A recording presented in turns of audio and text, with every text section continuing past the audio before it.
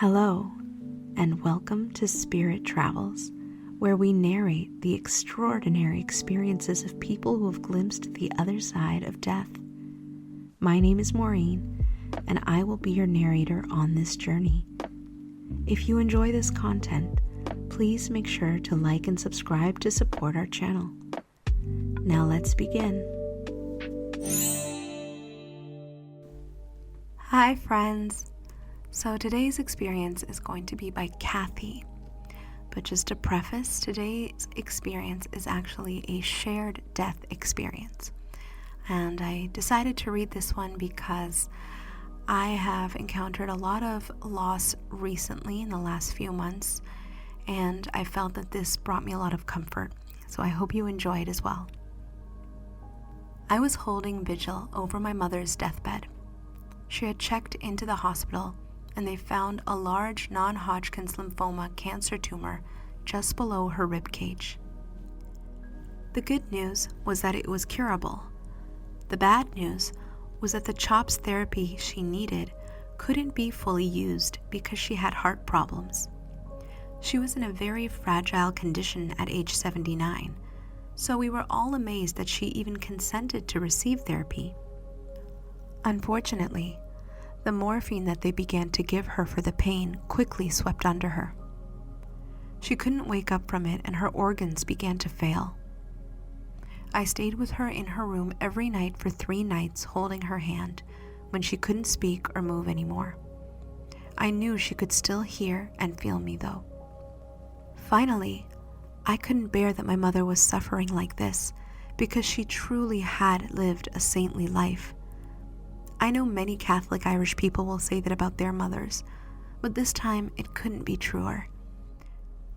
I never have, nor will I probably ever meet a person as completely unselfish as she was. Everyone who knew her knew she was a saint, so I was really struggling with why my mother had to suffer. I had reached the point where I was feeling really desperate, begging my father, who had passed before her, to come and take her out of her body. I was so worried that she'd be in pain and not be able to tell us.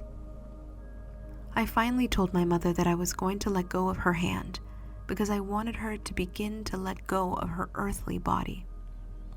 This was a very hard thing to do. I didn't want to let go of her hand. I didn't want her to leave me, but I knew she needed to go home to God. I felt that it was the right thing to do. When I let go of her hand, I felt her spirit was very sad, and this was just the worst moment of my life. I was crying on the little cot next to her hospital bed and just asking repeatedly to my father, "Where are you? Why don't you come for her? Why is God letting her suffer?" I was beside myself with grief. Then, all of a sudden, I felt someone was in the room with us. I turned around and saw something hanging in the corner of the ceiling.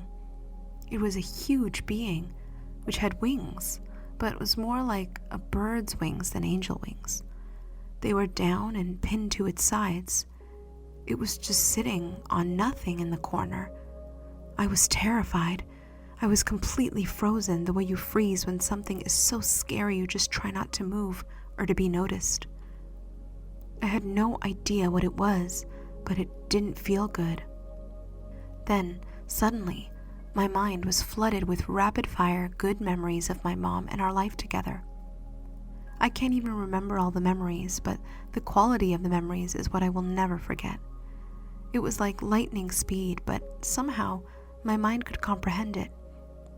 I went from being the darkest moment in my life to being flooded with every good feeling, joy, and peace all at once.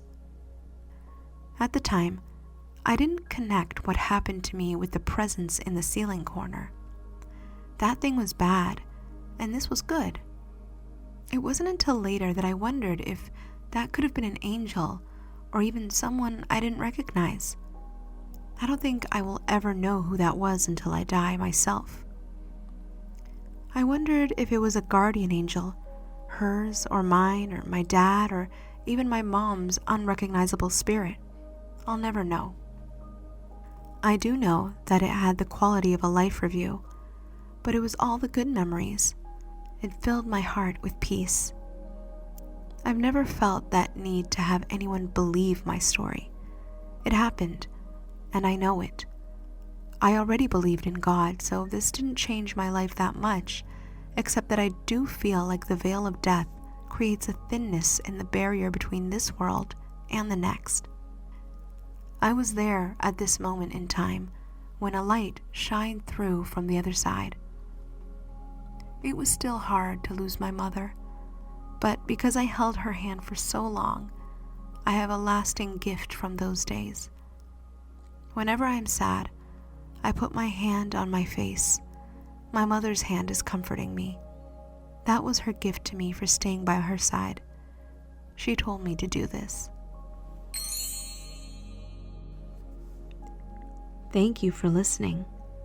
If you have had an NDE that you would like to share, please email us at travelsinthespirit@gmail.com. Until next time, God bless.